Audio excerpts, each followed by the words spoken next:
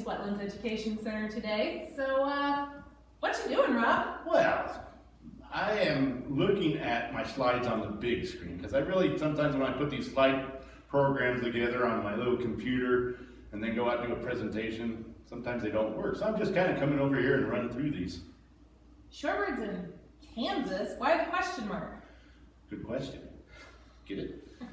Well, because when you talk about shorebirds in Kansas, a lot of people don't even think there are shorebirds in Kansas, you know, because shorebirds go with shorelines, right? You know, along the ocean. So that's the question, you know, trying to convince people we do have shorebirds. Last I checked, there are no oceans in Kansas. No, but they like the mudflats and grasslands here in Kansas. And then, when I try to explain to them how important Kansas is to shorebird conservation, they say, you gotta be crazy. Well, you are pretty crazy, Rob. I am crazy, but let me, just stick with me for a minute or two. I wanna show you a couple of slides and see what you think. This is shows the migration abundance of shorebirds in the mid-continent America. So here in Kansas, we're right in the middle, right? We're in the mid-continent. Now the mid-continent Americas is actually a combination of the Central Flyway and the Mississippi Flyway. So our boundaries is the Rocky Mountains on the west and the Appalachians on the east. So that's what we're talking about. But look at the pre-breeding population coming through the center of the United States during the spring. Well, 15 million birds. That's actually more than the Pacific and the Atlantic and this other flyway. So we are pretty important here in the central United States.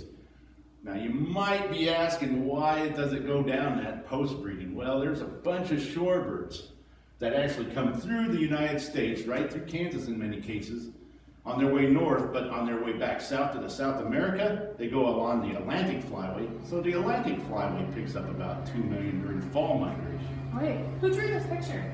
That's me. That's awesome. All right, so look at this. Man, this is one of my favorite slides where 90% of the entire population of some shorebirds are coming right through the mid-continent. That's really significant. And in fact, I'm going to talk a little bit real quick about the Hudsonian godwit and the buff-breasted sandpiper and a couple other slides later, so stick with me on this. Even if we step down a little bit, you know, where 70 to 90% of their entire populations are coming through the mid-continent. Look at all these shorebirds.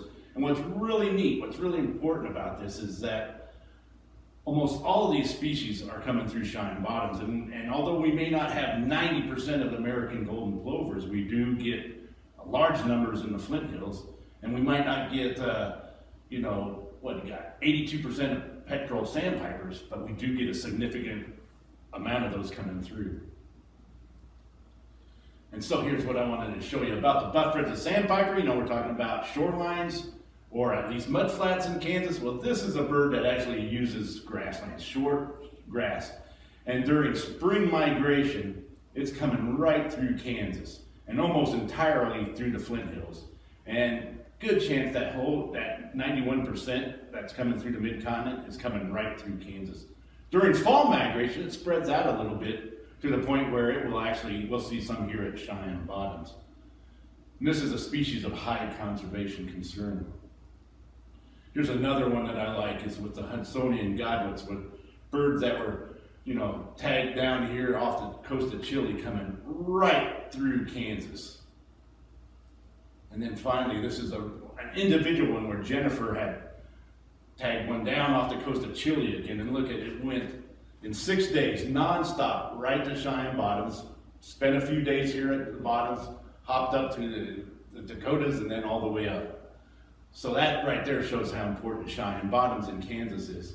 Okay, now here's why, a good slide that shows why Kansas is strategically located for shorebird conservation.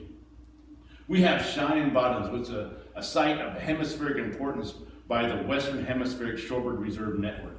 That means that at one time, at least 500,000 shorebirds had used this site in a year. Unfortunately, we don't see those numbers anymore because 57% of all the shorebirds coming through the mid-continent, 57% are showing large-term population declines.